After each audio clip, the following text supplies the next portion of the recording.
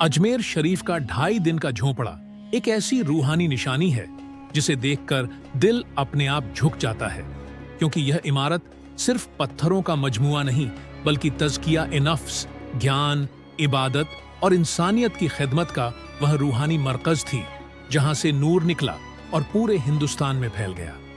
परंपराओं के अनुसार जब सुल्तान कुतुबुद्दीन ऐबक यहां आया तो उसने कुछ हिस्सों को मस्जिद का रूप दिया और यह काम सिर्फ 2.5 दिनों में पूरा हुआ। इसी वजह से इसका नाम 2.5 दिन का झोंपड़ा पड़ा। लेकिन अजमेर के लोगों के लिए यह इमारत किसी फतह या कब्जे की निशानी से ज्यादा एक रूहानी क्रांति की शुरुआत बनी,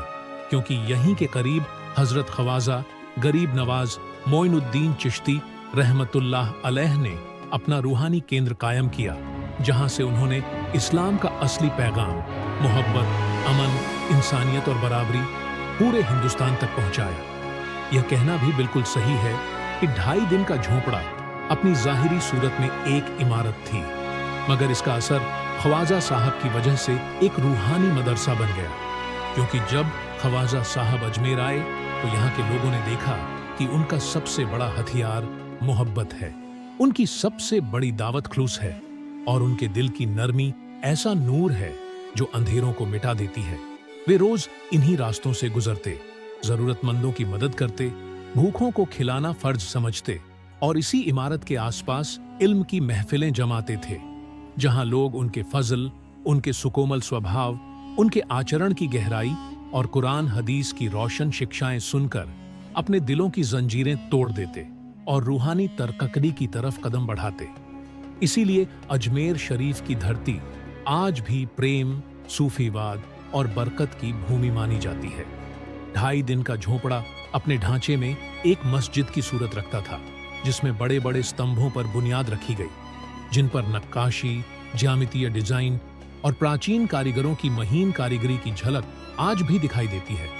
पर उस समय जब यह मस्जिद की तरह इस्तेमाल होती थी तो इसकी फिजा इबादत, तिलावत और सादगी से भरी लगती थी। फजर से लेकर ईशा तक इबादत गुजारों का आना जाना इस जगह को सिर्फ एक मस्जिद से आगे बढ़ाकर एक जिंदा रूहानी दरगाह जैसा माहौल दे देता था। बुजुर्ग कहते हैं कि यहाँ की हवाओं में आज भी एक सुकून, एक ठंडक और एक रूहानी सुकून महसूस होता है, जैसे इस जमीन ने सदियों तक दुआओं, सजदों और तिलावतों का वजन अपने सीने पर उठाया हो और उन्हीं के असर आज भी इसकी फिजा में महक की तरह घुलते हों। इसी वजह से कहा जाता है कि अजमेर की हवा में बरकत है, अजमेर की मिट्टी में चैन है और यहाँ की गलियों में ख्वाजा जी की मोहब्बत गूंजती है। हजरत ख्वाजा जी का अजमेर में कयाम 2.5 दिन के झोंपड़े की रिवायत को और पवित्र बना देता है, क्योंकि जब वे हिंदुस्तान आए तो उन्होंने इस्लाम की दावत जबरदस्ती से नहीं बल्कि दिल जीत कर दी,